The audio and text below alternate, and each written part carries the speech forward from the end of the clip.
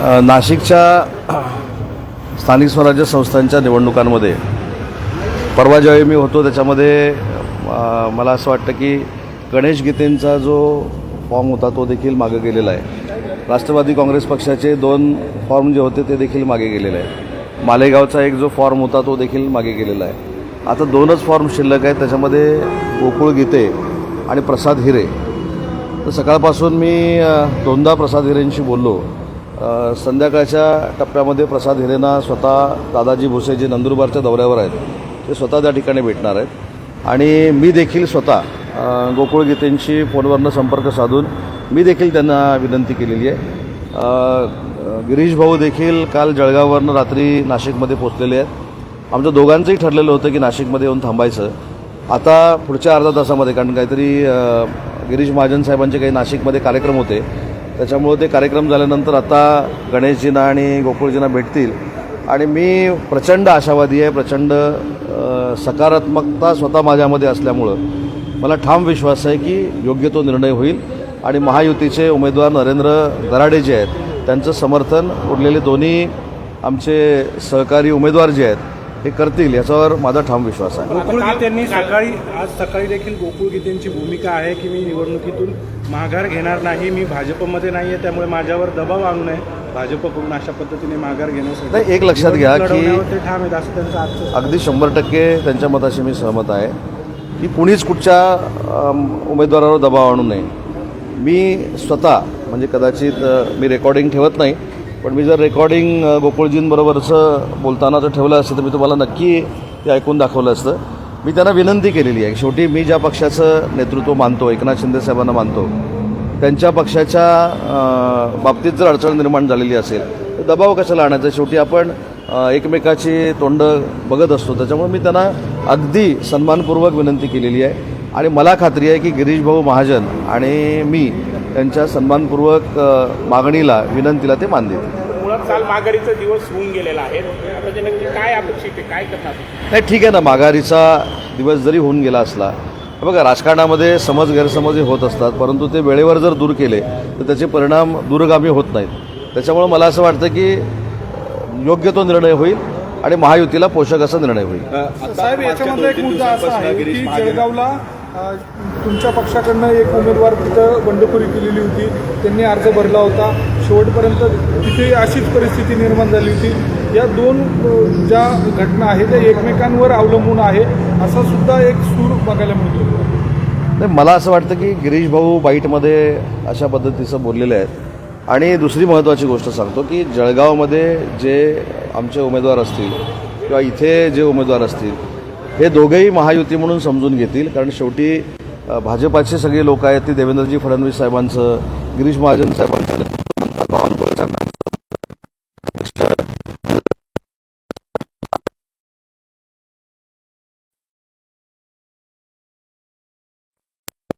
काल मी आता परभणीमध्ये होतो. परभणीमध्ये काही गैरसमजातनं राष्ट्रवादी काँग्रेस पार्टीनं 2 फॉर्म भरले होते, भारतीय जनता पार्टीनं फॉर्म भरले होते. आता आमच्यासमोर फक्त तिथं UBT आहे, तिथं आमचा विजय निश्चित झालेला आहे. त्याच्यामुळे इथं देखील विजय निश्चित करण्यासाठी नक्की चांगल्या पद्धतीचा मार्ग आम्हाला सापडेल आणि आम्ही याच्यातनं पुढे जाऊ. आपण 2-3 दिवसांपासून गिरीश महाजनांचं नाव घेत आहे. काल सुद्धा गिरीश महाजनांनी प्रयत्न केले, परवा प्रयत्न केले, तरी देखील गोकुळ गीतेंनी आपली उमेदवारी अर्ज मागे घेतले. आज देखील हे कशावरून वाटतं आपल्याला? नाही, मी काय सांगितलं की मी प्रचंड आशावादी आहे. मी असं कुठं चॅलेंज केलेलंच नाही की मी आल्यामुळं कोणाचा तरी फॉर्म मागं आता घेतला जाईल, मी त्यांच्यावर दबाव आणेन. शेवटी गिरीश भाऊ देखील विनंती करतायत, मी देखील विनंती करतोय.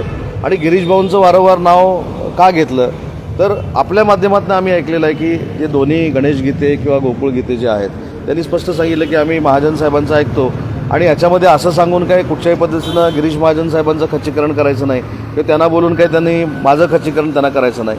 आम्ही महायुतीतले दोन्ही मंत्री आहोत आणि माझ्यापेक्षा तर गिरीश भाऊ सिनियर आहेत. त्याच्यामुळे गिरीश भाऊंचं वारंवार नाव कुठच्याही राजकीय पद्धतीनं मी घेत नाही. तर ह्याच्यातनं सुवर्णमध्ये निघावा आणि महायुतीचा उमेदवार फार मोठ्या फरकानं निवडून यावा, यासाठीच ही भूमिका आहे. यांनी आता माघार न घेता थेट पाठिंबा द्यावा तुमच्या उमेदवाराला, असा प्रयत्न असणार आहे? नाही, आता असाच प्रयत्न असेल ना. आता तर फॉर्म काय मागं जाणार नाही. आता त्यांनी बिनशर्त पाठिंबा द्यावा आमच्या उमेदवाराला, अशीच आमची भूमिका असणार आहे आणि त्याच्यामध्ये आम्हाला नक्की यश येईल हा विश्वास मी मगासपासून आपल्याला सांगितला. आपण विनंती केली असं म्हणतात, सन्मानपूर्वक त्यांच्याशी बोलतोय, परंतु नरेंद्र दराड यांचे पुत्र कुणाल दराड जे आहे त्यांनी त्यांच्या बाबापर्यंत विषय नेला होता, ते त्यांना कुठेतरी हट झाले म्हणून त्यांची उमेदवारी. हे बघा, मला याच्यातली पार्श्वभूमी माहिती नाही, परंतु हे बघितल्यानंतर आत्ताच मी कुणाल दराडेंशी देखील म्हणजे जे मला यायला उशीर झाला, मी आमच्याच लोकांशी काही बोलत होतो, त्यांनी काल देखील खुलासा केलेला आहे. शेवटी ते देखील वेल क्वालिफाईड आहेत आणि कुणाल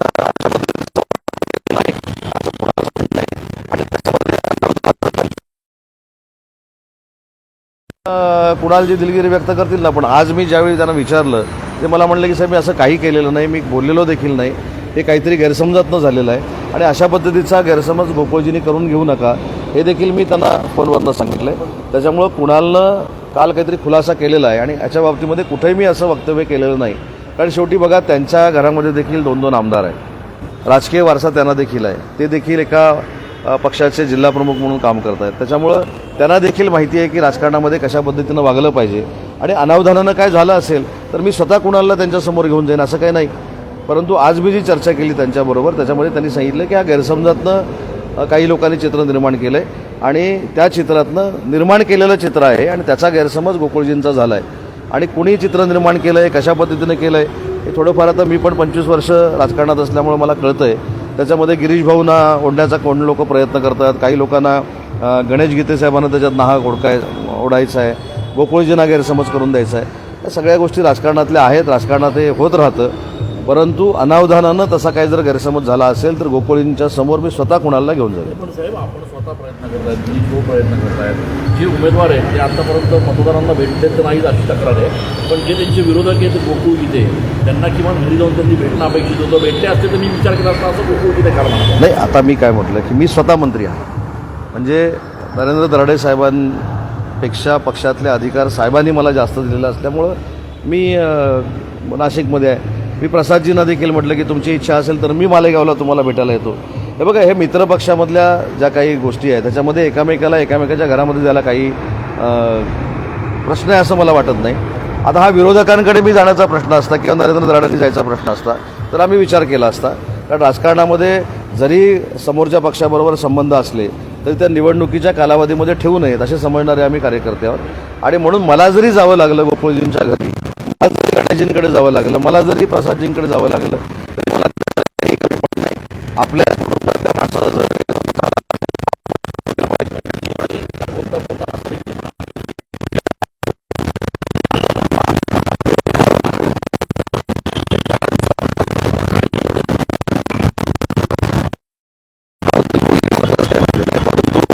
शिंदे साहेबांचा थोडा स्वतः ते मुख्य नेते झाल्यानंतरचा इतिहास सांगतो की खासदारकीच्या निवडणुकीला आम्ही हेमंत पाटील साहेबांना खासदारकीचं तिकीट देऊ शकलो नाही, भावना गवळींना आम्ही देऊ शकलो नाही, कृपाल तुमाणेंना आम्ही देऊ शकलो नाही. हे कमिटमेंटप्रमाणे तिन्ही विधान परिषदेचे आमदार झाले. त्याच्यानंतर नीलमताई गोरे उपसभापती होत्या, त्यांना देखील साहेबांनी सांगितलं होतं की तुम्ही जर आमच्यासोबत काम केलं तुम्हाला आम्ही परत विधान परिषदेमध्ये रिपीट करतो, त्यांना देखील केलं. त्याच्यानंतर बच्चूभाऊ कडूंसारखा एक कार्यकर्ता जो आमच्याबरोबर गुवाहाटीला होता, सगळे कष्ट त्याने सहन केले, त्याला देखील साहेबांनी विधान परिषद दिली.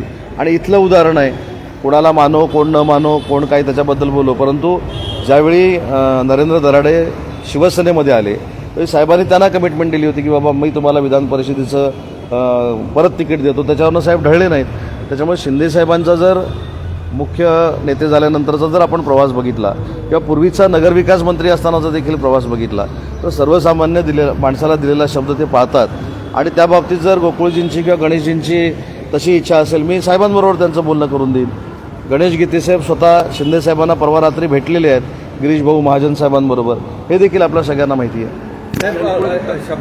शब्द दिला म्हणून केवळ उमेदवारी दिली, परंतु नरेंद्र दराडे यांच्याविषयी तुमच्या पक्षातच नाराजी आहे. गणेश गीतेंना शिवसेनेकडून उमेदवारी द्यावी यासाठी तुमच्या पक्षातल्या काही लोकांनी प्रयत्न केले. नाही, मला ह्याच्यातली काही कल्पना नाही. शेवटी बघा 17 ठिकाणी भाजपाने जे उमेदवार दिलेले आहेत ते सगळेच काय पसंतीचे दिले तशातला भाग नाही. आता आपण सातारा सांगलीचा जर विचार केला तर तिथं नाव वेगळं चालत होतं, वेगळ्याला तिकीट मिळालं, हे होतच राहतं राजकारणामध्ये.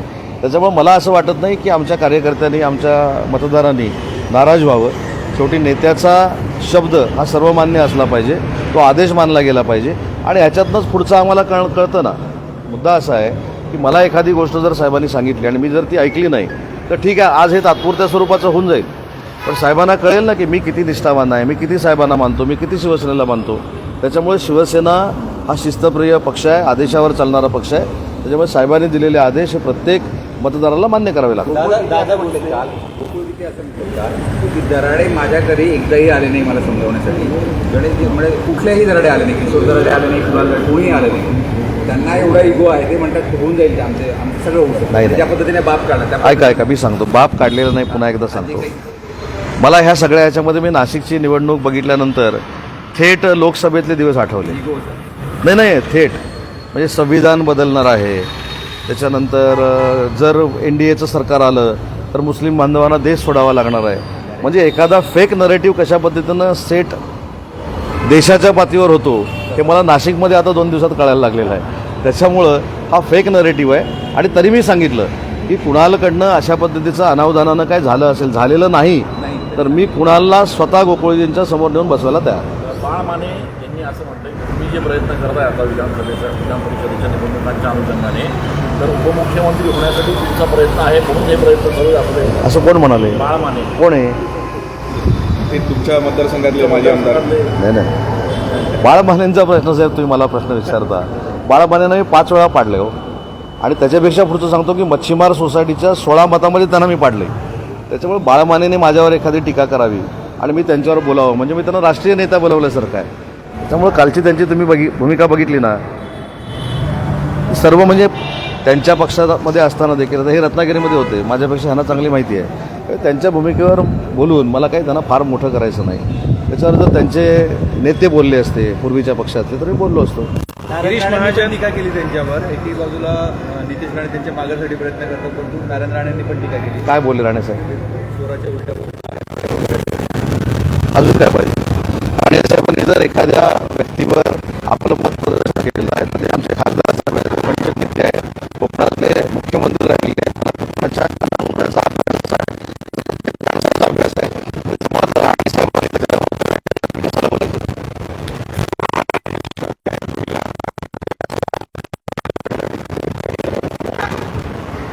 गिरीश महाजन साहेबांचे बहुतेक कार्यक्रम आत्ताच संपलेले आहेत. तुमची देखील पत्रकार परिषद झाली. त्याच्यामुळं त्यांनी मला असं सांगितलं की ते आता गणेश गीते यांच्याबरोबर आणि सगळी चर्चा करणार आहे. आपण सकारात्मक राहू. तुम्हाला थोडा संध्याकाळपर्यंत त्रास होईल, परंतु काहीतरी सकारात्मक निर्णय होईल. संजय राऊतांना आहे, जर महायुतीकडे बहुमत आहे तर मग बिनविरोध निवडणुका कशासाठी करतायत आणि यामध्ये जवळपास 150 कोटी रुपयांची उलाढाल झाली काल एकाच दिवसात. एक लक्षात घ्या, मी कोकणाचं उदाहरण तुम्हाला देतो. कोकणाचा कुठच्या उमेदवारानं मागे घेतला फॉर्म? मला संजय राऊत साहेबांना एक विनंती करायची की त्यांनी देखील एक विचार केला पाहिजे की फक्त आणि फक्त उदय सामंतला राजकीय अडचणीत आणण्यासाठी एक माणूस त्यांनी घेतला, त्याला विधानसभेचं तिकीट दिलं, विधानसभेचं तिकीट दिल्यानंतर जे काय व्हायचं ते झालं. आता त्याला विधान परिषदेचं तिकीट दिलं, त्याने आयत्या वेळी मागं घेतलं. मग कुणी UBTनं मागे घेतला आहे, UBTच्या उमेदवारानं मागे घेतला आहे. मग UBTचा उमेदवार जो आहे तो पश्चाताप न होणारा द्या ना. जे आम्हाला सल्ले दिले जात आहेत की आम्हाला पश्चाताप दिल्यामुळे आता मातोश्रीवर, हे बघा यांना पश्चाताप झाले म्हणून हे मागं आले ना. त्याच्यामुळं स्वतःचे निष्ठावान शिवसैनिक जे UBTचे आहेत त्यांना विश्वास असा द्या की आम्ही जे काय तुम्हाला ताकद देऊ, आम्ही तुम्हाला निवडून आणू. ज्यांच्याकडे संख्याबळ नाही अशा व्यक्तींना निवडणुकीची संधी जर दिली तर असेच घाबरून मागं जातात. आता त्याच्यामध्ये विनायक राऊत साहेबांची देखील मी काल काहीतरी स्टेटमेंट ऐकली की आता हे जे तुम्ही जी नावं घेत आहेत ते आमच्या नावानं बॉम्ब मारायचे, 50 खोके काहीतरी एकदम ओके. आता काय ओके? एका रात्रीमध्ये फॉर्म विधान परिषदेचा मागे जातो, मग किती खोके ओके आता UBTच्याच लोकांनी सांगावं.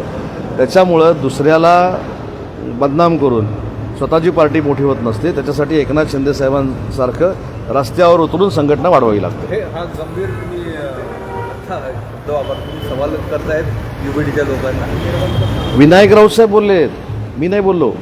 विनायक राऊत साहेबांची स्टेटमेंट अशी आहे की काहीतरी खोक्याचा व्यवहार झाल्यामुळं, सेटिंग झाल्यामुळं ही उमेदवारी त्यांनी मागे घेतलेली आहे आणि हा त्यांचा पूर्वीपासूनचा प्रवास तसाच आहे असं त्यांचं मत आहे, माझं मत नाही. बरं, मी त्यांचा विषय तरी काढला होता का? तुम्ही मला प्रश्न विचारलात, मी त्यांना म्हटलं राष्ट्रीय नेता बनवायचं नाही. पण संजय राऊत साहेब ज्यावेळी असं म्हणाले की आम्ही घोडाबाजार करतोय, मग घोडाबाजार करतो तर तुमचे लोक का मागं जात आहेत? जसं संजय राऊत साहेबांनी एवढ्या सगळ्या अडचणीच्या फेजमध्ये जाऊन देखील आज UBT भक्कमपणे ते बोलतायत की नाही, आज ते बोलतायत म्हणून UBTचं अस्तित्व आहे. मी तर त्यांचं ॲप्रिशिएट करतो की संजय राऊत साहेब रोज सकाळी युबीटीची बाजू मांडतात म्हणून या महाराष्ट्रामध्ये युबीटीचं अस्तित्व दिसतंय. मग असे कार्यकर्ते का ते निर्माण करू शकले नाहीत, त्यांचे नेते का निर्माण करू शकले नाहीत, हे उद्या पत्रकार परिषद त्यांनी सांगावं. 3 दिवसापूर्वीच्या पत्रकार परिषदेमध्ये आपण नाशिकमध्ये असं म्हणत होता की संजय राऊतांच्या सकाळच्या पत्रकार परिषदेमुळे संख्या हळूहळू कमी होत गेली. आज तुम्ही त्यांचं मग त्या ॲप्रिशिएट करता. नाही मी आता मला इथं थोडं कळेन असं झालेलं आहे की तुम्ही संजय राऊत साहेबांबद्दल आताच्या सिच्युएशनवर मला प्रश्न जो विचारला की आम्ही काहीतरी घोडाबाजार करतोय म्हणून युबीटीचे लोक मागं घेत आहेत, त्याच्यावर मी असं बोललो की युबीटीची लोक मागं घेत आहेत, बरोबर आहे की नाही. त्याच्यामुळे युबीटीच्या निष्ठावान कार्यकर्त्यांना मग तिकीट द्यायला पाहिजे होतं. ज्या पद्धतीनं अनेक अडचणीमधनं आजारपणातनं जाऊन आज युबीटीची भूमिका संजय राऊत साहेब मांडत आहेत, त्याच्यामुळंच युबीटीचं अस्तित्व ह्याच्यामध्ये मी त्यांचं कुठं कौतुक केलं. ते बोलतायत म्हणून युबीटीचं आहेच ना. मग ते जे ॲप्रिशिएट जे आहे ते केलं पाहिजे. ते जर पत्रकार परिषद त्यांनी घेतलीच नाही तर तुम्ही मला सांगा की युबीटीचं अस्तित्व काय. म्हणजे आहे ते आहे. आता आपण साहेब गोकुळ गीते आणि पत्रकार परिषदेनंतर पक्ष वाढतोय की कमी होतोय हा वेगळा मुद्दा राहिला. आपण आता गोकुळ गीतेशी संवाद हे साधलेला असं आपण बोललात, नेमकं काय म्हणाले ते, म्हणजे सांगितली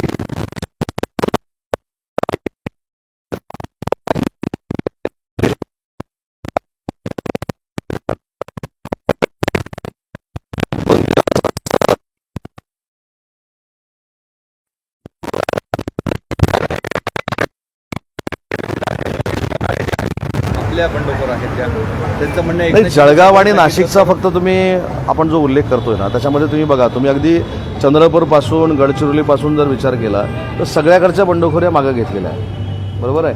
इवन काल तर माननीय एकनाथ शिंदे साहेबांच्या पुढाकारानं शेवटचा जो फॉर्म होता NCPच्या पुण्याच्या बाबतीतला तो माझ्या माहितीप्रमाणे 2:58 माननीय एकनाथ शिंदे साहेबांनी मागे घ्यायला लावला. त्याच्यामुळे शिंदे साहेबांचा आदेश हा सर्वमान्य आहे. सगळी मतं शिवसेनेची इंटॅक्ट आहेत. महायुतीलाच त्याचं मतदान होईल अशा पद्धतीची भूमिका आमची राहणार आहे. आणि त्याच्यावर इकडचं असं झालं की तिकडचं तसं, हा आमच्यातली ही चर्चा आहे ती आम्ही संध्याकाळपर्यंत चर्चा संपवू आणि तुम्हाला संध्याकाळपर्यंत एक अतिशय चांगला सगळ्यांनी एकत्र येऊन पत्रकार परिषदेमधून बाईट देऊ. अब्दुल सत्तार आणि संजय शिरसाट 2-1 दिवसापासून जरा एकमेकांच्या विरोधात बोलत होते, पण आज एकाच गाडीमधला प्रवास केला आहे त्यांनी. विरोधात बोलले तरी अडचण आहे, गाडीमध्ये बसले तरी अडचण आहे. त्यांची किती अडचण असेल बघा. मग ते विरोधात जेव्हा एकामेकाच्या बोलतात त्यावेळी ती ब्रेकिंग असते. आज स्वतः एकामेकाच्या गाडीत बसलेत तरी ती ब्रेकिंग आहे. त्याच्यामुळे चांगलं आहे ना, आपल्याला काहीतरी ते देत आहेत याबद्दल त्यांचं अभिनंदन केलं पाहिजे. शिवसेनेसाठी चांगले संकेत. 100% चांगले संकेत आहेत. आणि म्हणून आपण ज्यावेळी काही गोष्टी अशा अज्युम करतो की आता कायमस्वरूपी संजय शिरसाट साहेबांचा आणि अब्दुल सत्तार साहेबांचा वाद आता तुम्हाला कायमस्वरूपी बघायला मिळणार, हे सुखद धक्के असतात. आम्हाला माहिती असतं पण तुमच्यासाठी सुखद धक्के असतात. पण बघा, कालपर्यंत ते विरोधात होते म्हणून ब्रेकिंग होती, आज ते संजय शिरसाटांच्या गाडीत एकत्र बसले म्हणून ब्रेकिंग झाली. दानवे साहेबांची पण गळा भेट घेतली. कोणाची? दानवे साहेब आज घेतली का? रस्त्यात समृद्धी महामार्गावर सुखद धक्के वाजून नाही, सुखद धक्के म्हणण्यापेक्षा मला म्हणजे राजकारणातलं एक माहिती आहे की राजकारणामधला विरोधक हा निवडणुकीपुरता असावा. आणि हे बंधन मी देखील पाळलेलं आहे शिंदेसाहेबांच्या नेतृत्वाखाली आणि शिंदेसाहेबांनी देखील पाळलेलं आहे. याचं एक उदाहरण मी आपल्याला सांगतो. ही गळाभेट झाली तर आपला हा यशवंतराव चव्हाण साहेबांचा वारसा आहे, वंदनीय बाळासाहेबांचा वारसा आहे, हे आपण मानलं पाहिजे.